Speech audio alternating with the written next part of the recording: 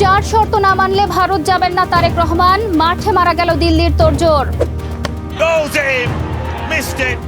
Record গড়ে অস্ট্রেলিয়ার মাটিতে টাইগারদের ঐতিহাসিক জয়, 9 উইকেট হাতে রেখেই লেখা হলো অজি বধের মহাকাব্য। প্রধানমন্ত্রীর দেওয়া চ্যালেঞ্জ গ্রহণ করল এনসিপি, বিদ্যুৎ সমস্যা সমাধানে হাসনাতের 4 প্রস্তাব। 6 মাস পার করল তারেক রহমানের সরকার, আইন শৃঙ্খলা পরিস্থিতি ও জ্বালানি সংকট নিয়ে কাটেনি হতাশা। এবং গণ অধিকার পরিষদের ওপর জামায়াতের হামলার অভিযোগ, আজীবন জামায়াতকে গুপ্ত রাখার হুমকি প্রতিমন্ত্রী নূরের। আমন্ত্রণ এনপিবি নিউজে। শুনছিলেন শিরোনাম, পুরো সংবাদে আপনাদের সাথে আছি আমি নীলা ইসলাম।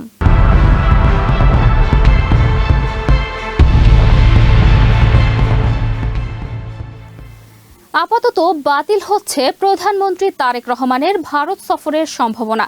তবে সফরের জন্য অনুকূল পরিবেশ তৈরির জন্য 4টি শর্তের কথা জানিয়েছে ঢাকা। ভারত যদি সেই শর্তগুলো পূরণ করে তবেই সফরের বিষয়ে সিদ্ধান্ত নেবে বাংলাদেশ। বিস্তারিত জাওয়াদ আহমেদের রিপোর্টে। 4 শর্ত না মানলে ভারত যাবেন না তারেক রহমান, সাফ জানালো পররাষ্ট্র মন্ত্রণালয়। গেল কয়েকদিন দুই দেশের কূটনৈতিক মহলে এটি ছিল সবচেয়ে গুরুত্বপূর্ণ বিষয়। ভারতীয় সংবাদ মাধ্যমগুলো তারেক রহমানের সফর নিয়ে এক প্রকার নিশ্চয়তা দিয়েই খবর প্রকাশ করছিল, কিন্তু এর মধ্যে রোববার পররাষ্ট্র মন্ত্রণালয় থেকে জানানো হলো সম্পূর্ণ বিপরীত কথা। আপাতত বাতিল হচ্ছে প্রধানমন্ত্রীর দিল্লি সফর। এদিন পররাষ্ট্র মন্ত্রণালয়ের এক ব্রিফিংয়ে মুখপাত্র AKM শহীদুল করিম জানান, প্রধানমন্ত্রীর সম্ভাব্য দিল্লি সফরের আগে 4টি শর্ত দিয়েছে বাংলাদেশ। প্রথম ও প্রধান শর্ত, ভারতকে মৃত্যুদণ্ডপ্রাপ্ত শেখ হাসিনা ও অন্যান্য পলাতক দণ্ডপ্রাপ্ত আসামিদেরকে ফেরত পাঠাতে হবে। দ্বিতীয় শর্ত, হাতি হত্যাকাণ্ডে অভিযুক্তদের প্রত্যর্পণ চুক্তির আওতায় ফেরত দিতে হবে। তৃতীয় শর্ত, প্রধানমন্ত্রীর সফরের জন্য ভারতের অভ্যন্তরে উপযুক্ত ও অনুকূল পরিবেশ তৈরি করতে হবে। চতুর্থ শর্ত হলো একে অপরের অভ্যন্তরীণ বিষয়ে হস্তক্ষেপ না করা এবং পারস্পরিক লাভের ভিত্তিতে প্রতিবেশী সহ অন্যান্য দেশের সঙ্গে বন্ধুত্বপূর্ণ দ্বিপাক্ষিক সম্পর্ক জোরদার করতে হবে। এক্ষেত্রে বাংলাদেশ ফার্স্ট নীতি অনুসরণ করবে বাংলাদেশ সরকার।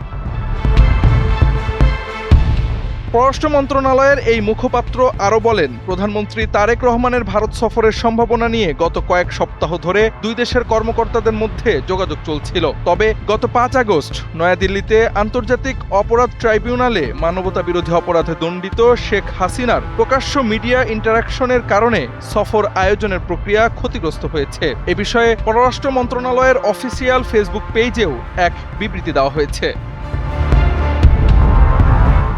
এমন অবস্থায় প্রধানমন্ত্রী তারেক রহমানকে দিল্লিতে আমন্ত্রণ করতে ভারত যে তোড়জোড় শুরু করেছিল তা এক প্রকার মাঠে মারা গেল বলে মনে করছেন বিশ্লেষকরা। এখন এই পরিস্থিতিতে ভারত থেকে কি প্রতিক্রিয়া আসে সেটাই দেখার অপেক্ষা। ডারউইন টেস্টে অস্ট্রেলিয়ার বিপক্ষে ইতিহাস গড়া জয় পেল বাংলাদেশ। ঘরের মাঠে স্বাগতিকদের 9 উইকেটের বিশাল ব্যবধানে হারিয়েছে টাইগাররা। এই জয়কে শুধু টেস্ট ক্রিকেটই নয়, সব সংস্করণ মিলিয়ে বাংলাদেশের ইতিহাসে সবচেয়ে বড় জয় হিসেবে বিবেচনা করা হচ্ছে। অস্ট্রেলিয়ার মাটিতে ইতিহাসটাই লিখে ফেলল বাংলাদেশ। দীর্ঘ 23 বছর পর অজিদের মাটিতে খেলতে নেমে 5 দিনের টেস্ট ম্যাচের মাত্র চতুর্থ দিনেই সহজ জয় তুলে নিয়েছে টাইগাররা। বাংলাদেশি বোলারদের সামলাতে গিয়ে ঘাম ঝরে যাওয়া অজি ব্যাটাররা এই দিন মাত্র 57 রানের তুচ্ছ টার্গেট ছুড়ে দিয়েছে বাংলাদেশের সামনে। জবাবে 9 উইকেট হাতে রেখেই অজি বধের মহাকাব্য লিখে ফেলল বাংলাদেশ। ম্যাচের শুরুর দিন থেকেই নিয়ন্ত্রিত বোলিং আর ব্যাটিং কোচ আশরাফুলের অভিজ্ঞতার পরশে আক্রমণাত্মক হয়ে ওঠে শান্ত তামজিদরা। অজিদের ব্যাটিং লাইন আপ ধসিয়ে দিয়ে বিশ্বসেরা বোলিং সাইটের বিরুদ্ধেও লিড নেওয়ার সাহস করে বাংলাদেশ। ইতিহাস বলছে, এমন পরিস্থিতিতেও ম্যাচ হারার নজির রয়েছে টাইগারদের। ম্যাচের দ্বিতীয় দিনে অজি ব্যাটাররা কিছুটা হুঙ্কার তুললেও ফের বাংলাদেশের বোলারদের পারফরমেন্সের কাছে ধরাশায়ী হয় স্মিথ কামিন্সরা। নিজেদের দ্বিতীয় ইনিংসে 10 উইকেট হারিয়ে 284 রান সংগ্রহ করে অস্ট্রেলিয়া। ফলে বাংলাদেশের জন্য টার্গেট হয়ে দাঁড়ায় মাত্র 57 রান। বিদেশের মাটিতে এত শোচনীয় পরাজয় যেন কোনো মতে মেনে নিতে পারছেন না অজি সমর্থকরা। জয়ের গুরুত্বপূর্ণ এই দিনে নিজের টেস্ট ক্যারিয়ারের ১০০তম উইকেট নেওয়ার মাইলফলক স্পর্শ করেছেন অলরাউন্ডার মেহেদী হাসান মিরাজ। স্টার্কের সাথে রেষারেষির জবাবটা তিনি দিয়েছেন ব্যাটে বলেই। ম্যাচের আগে আলোচনা ছিল বাংলাদেশ পঞ্চম দিনের আগেই ম্যাচ হেরে যাবে, তবে ঘটনা ঘটল তার উল্টো। অস্ট্রেলিয়ার মাটিতেই অজিদের গুড়িয়ে দিয়ে ৯ উইকেটের বিশাল জয় তুলে নিয়েছে টিম টাইগার্সরা। ঐতিহাসিক এই জয়ে চুপ থাকতে পারেনি বাংলাদেশ জাতীয় ক্রিকেট দলের সাবেক অধিনায়ক মাশরাফি বিন মুর্তজা। বলেন, এটি আমার দেখা টেস্ট ইতিহাসের সবচেয়ে বড় জয়। রোববার নিজের ভেরিফাইড ফেসবুক পেজে মাশরাফি লেখেন, টেস্ট ক্রিকেটে তুমি সুন্দর, আর বাংলাদেশে জিতলে তো আরো সুন্দর। কার কথা বলবো? হাসান, তামিম, মিরাজ শান্ত, অবিশ্বাস্য। গোটা দলকে অভিনন্দন। পুরো শক্তির মাইটি অস্ট্রেলিয়াকে তাদের নিজেদের মাটিতে হারানো আমার দেখা টেস্ট ইতিহাসের সবচেয়ে বড় জয়। বাংলাদেশ সিরিজ হারছে না এটা নিশ্চিত জানিয়ে সাবেক এই অধিনায়ক বলেন, জয়ী হবে কিনা সময়ই বলে দেবে। তবে এই ম্যাচে অস্ট্রেলিয়ার বিপক্ষে প্রতিটি সেশনে বাংলাদেশের আধিপত্য এবং শেষ পর্যন্ত জয় দেখতে পেরে নিজেকে সত্যি সৌভাগ্যবান মনে হচ্ছে। সবশেষে তিনি বলেন, আমার সোনার বাংলা, আমি তোমায় ভালোবাসি।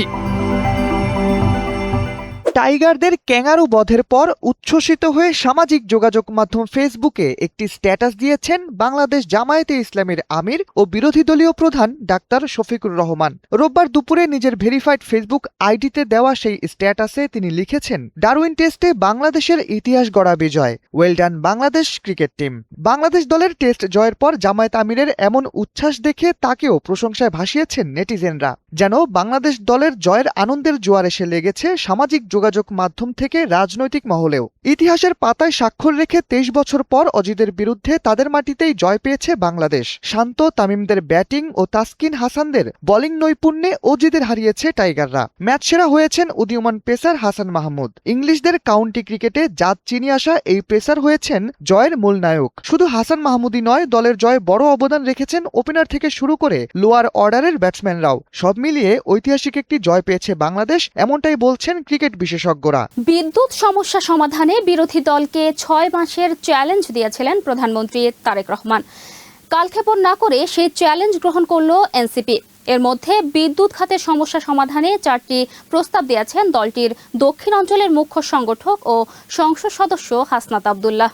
বিস্তারিত দেখুন প্রতিবেদনে। বিদ্যুৎ সমস্যা সমাধানে বিরোধী দলকে ৬ মাসের চ্যালেঞ্জ দিয়েছেন প্রধানমন্ত্রী তারেক রহমান। চ্যালেঞ্জ গ্রহণ করে বিদ্যুৎ খাতের সমস্যা সমাধানে 4টি প্রস্তাব দিয়েছেন নাগরিক পার্টির নেতা ও বিরোধী দলীয় সংসদ সদস্য হাসনাত আব্দুল্লাহ। জ্বালানি সংকট সমাধানের পরিকল্পনা ইতিমধ্যেই বিরোধী দলের কাছে রয়েছে উল্লেখ করে প্রধানমন্ত্রীকে সেই পরিকল্পনা পড়ে দেখার আহ্বান জানান হাসনাত। শনিবার রাতে সামাজিক যোগাযোগ মাধ্যমে দেয়া এক পোস্টে সরকার বিরোধী দলের প্রস্তাব আমলে নেয়নি উল্লেখ করে ক্ষোভ প্রকাশ করেন হাসনাত আব্দুল্লাহ। তিনি বলেন, বিদ্যুৎ সংকটের সমাধানে ইতিমধ্যেই সংসদীয় কমিটির আহ্বায়ক নাহিদ ইসলাম 15 দফার প্রস্তাব তুলে ধরেছেন। মাননীয় প্রধানমন্ত্রী বিরোধী দলকে বিদ্যুৎ সমস্যা সমাধানের পরিকল্পনা প্রদানের জন্য 6 মাসের আলটিমেটাম দিয়ে চ্যালেঞ্জ দিয়েছেন। আমরা চ্যালেঞ্জ গ্রহণ করলাম এবং সমস্যার পরিকল্পনা প্রস্তাব করছি। প্রধানমন্ত্রীর টাউস সাইজের মন্ত্রিসভা ও উপদেষ্টা পরিষদ থাকা সত্ত্বেও বিরোধী দলের প্রস্তাব তথ্য তার কাছে পৌঁছায়নি, এটি লজ্জার কথা উল্লেখ করে হাসনাত আরও বলেন, চ্যালেঞ্জ দেওয়ার আগে প্রধানমন্ত্রীর জানা দরকার ছিল যে সমাধান ইতিমধ্যেই তার টেবিলে আছে। প্রধানমন্ত্রীর টিমের কার্যকারিতা ও যোগ্যতার প্রশ্ন তুলে হাসনাত বলেন, মন্ত্রী, প্রতিমন্ত্রী, উপদেষ্টা ও বিশেষ সহকারী মিলিয়ে ৬২ জনের সভাসদ। এর একজনও নাগরিক মতামত বা বিরোধী দলের প্রস্তাবনা পরে দেখেননি। গণতান্ত্রিক চর্চায় এর চেয়ে খারাপ উদাহরণ কম আছে। হাসনাতের দেয়া 4 প্রস্তাবে এনসিপির দেওয়া স্বল্প, মধ্য, দীর্ঘমেয়াদী 15 দফা প্রস্তাব বিবেচনার আহ্বান, বিদ্যুৎ সংকট নিয়ে বিশেষ সংসদীয় অধিবেশন ডেকে কার্যকর সমাধানের দাবি, ফুয়েল কন্টিনজেন্সি ও ডিজাস্টার রিকভারি প্ল্যান প্রণয়ন, মহেশখালী FSRUতে অগ্নিকাণ্ডের তদন্ত প্রতিবেদন প্রকাশ, শিল্প খাতে বিদ্যুৎ সংকট কমাতে মার্চেন্ট পাওয়ার পলিসি 2025 দ্রুত বাস্তবায়নের দাবি করেন এই শীর্ষ নেতা। প্রধানমন্ত্রী সমালোচনা করে হাসনাত আরও বলেন, প্রমাণিতভাবে ব্যর্থ মন্ত্রী ও অযোগ্য লোক দিয়ে কৌশলগত খাতে পরীক্ষা নিরীক্ষাকে আই হ্যাভ এ প্ল্যান বলে না, এটা হচ্ছে আই হ্যাভ নো প্ল্যানের টেস্টিং। ৬ মাস পার হলো বিএনপি সরকারের বয়স, আর এখনই আসল পরীক্ষা শুরু হয়েছে বলে মনে করছেন বিশেষজ্ঞরা। বিশেষত আইন শৃঙ্খলা পরিস্থিতি নিয়ন্ত্রণে না আসা এবং গ্যাস বিদ্যুৎ ও জ্বালানি সংকট সামলাতে না পারা সরকারকে চাপে ফেলছে বলে মনে করছেন অনেকেই। বিস্তারিত দেখুন তারেক আজিজ খানের প্রতিবেদনে।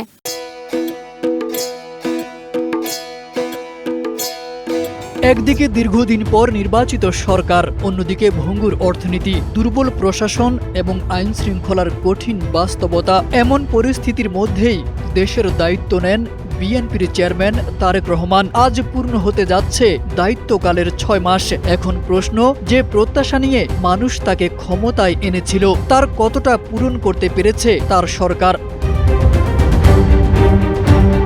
জুলাই গণ অভ্যুত্থানের পর 12 ফেব্রুয়ারি অনুষ্ঠিত হয় ত্রয়োদশ জাতীয় সংসদ নির্বাচনে বড় জয় পেয়ে সরকার গঠনের সুযোগ পায় বিএনপি। 17 ফেব্রুয়ারি প্রধানমন্ত্রী হিসেবে শপথ নেন তারেক রহমান। শুরুতেই বড় ঘোষণা, প্রথম মন্ত্রিসভা বৈঠকেই 180 দিনের বিশেষ কর্ম পরিকল্পনা ঘোষণা করেন প্রধানমন্ত্রী। লক্ষ্য ছিল দ্রুত মানুষের কাছে সরকারের কাজের সুফল পৌঁছে দেওয়া।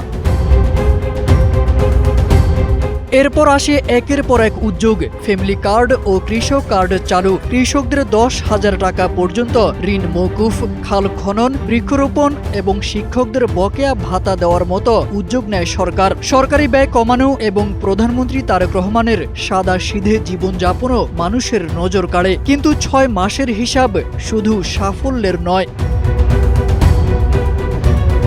আইনশৃঙ্খলা পরিস্থিতি পুরোপুরি নিয়ন্ত্রণে আসেনি। চাঁদাবাজি, মব সংস্কৃতি, ক্যাম্পাসে সংঘাত ও পরিবহন খাতের বিশৃঙ্খলা নিয়ে মানুষের উদ্বেগ রয়েছে। গ্যাস, বিদ্যুৎ ও জ্বালানি সংকট শিল্প কারখানার উৎপাদনেও চাপ তৈরি করছে। অর্থনীতিতেও বড় চ্যালেঞ্জ রয়ে গেছে। আগের সরকারের রেখে যাওয়া দুর্বল অর্থনীতি সামলাতে সময় প্রয়োজন, কথা সত্য। কিন্তু 6 মাসে বিনিয়োগ ও কর্মসংস্থান বাড়াতে আরও দৃশ্যমান পদক্ষেপের প্রত্যাশা ছিল বলে মনে করেন বিশ্লেষকরা।